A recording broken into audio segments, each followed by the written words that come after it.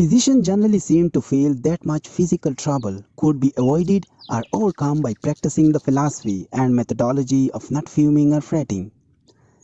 A prominent citizen of New York told me that his doctor suggested that he come to our clinic at the church because, said his physician, you need to develop a calm philosophy of living.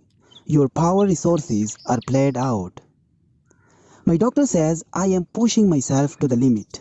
He tells me I am too tense, too high-strung, that I fume and fret too much, and he concluded, my doctor declares, the only sure cure is for to develop what he calls a calm philosophy of living.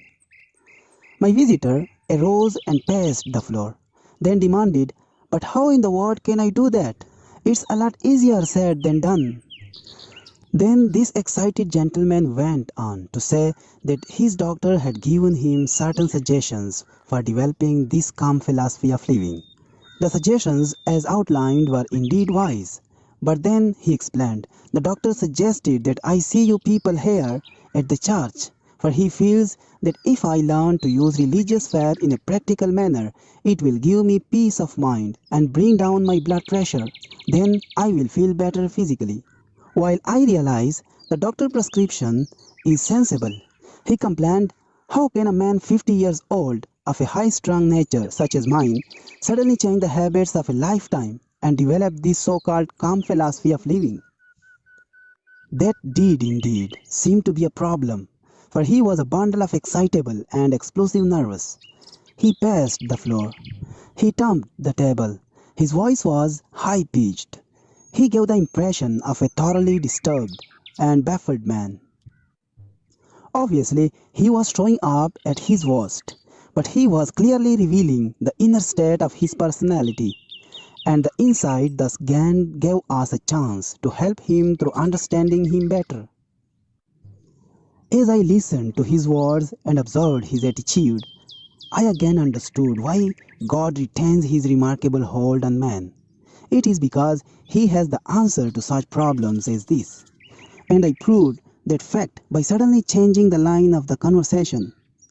Without any introductory words, I began to recite certain Bible texts such as, come unto me, all ye that labor and the heavy laden, and I will give you rest, from Matthew. And again, peace I live with you, my peace I give unto you, not as the world giveth. Give I unto you, let not your heart be troubled, neither let it be afraid, from John. And still again, thou wilt keep him in perfect peace, whose mind is stayed on thee, from Isaiah. I recited these words slowly, deliberately, reflectively. As this reciting went on, I noticed that my visitor stopped being agitated. Quietness came over him, and then we both sat in silence. It seemed that we sat so for several minutes. Perhaps it wasn't that long, but finally he took a deep breath. Why, that's funny, he said. I feel a lot better. Isn't that queer? I guess it was those words that did it.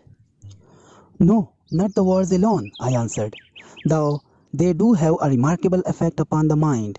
But something deeper happened just then. He touched you a minute ago. A physician with the healing touch. He was present in this room. My visitor evidenced no surprise at this assertion, but eagerly and impetuously agreed. And conviction was written on his face. That's right, he sure was. I felt him.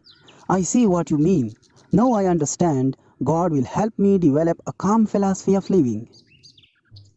These men found what increasing thousands are presently discovering, that a simple faith in and practice of the principles and techniques of Christianity bring peace and quietness, and therefore new power to body, mind, and spirit. It is the perfect antidote of fuming and to fretting.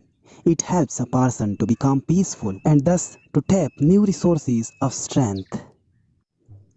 Of course, it was necessary to teach this man a new pattern of thinking and acting. This was done in part by suggesting literature written by experts in the field of spiritual culture. For example, we gave him lessons in the skill of church-going.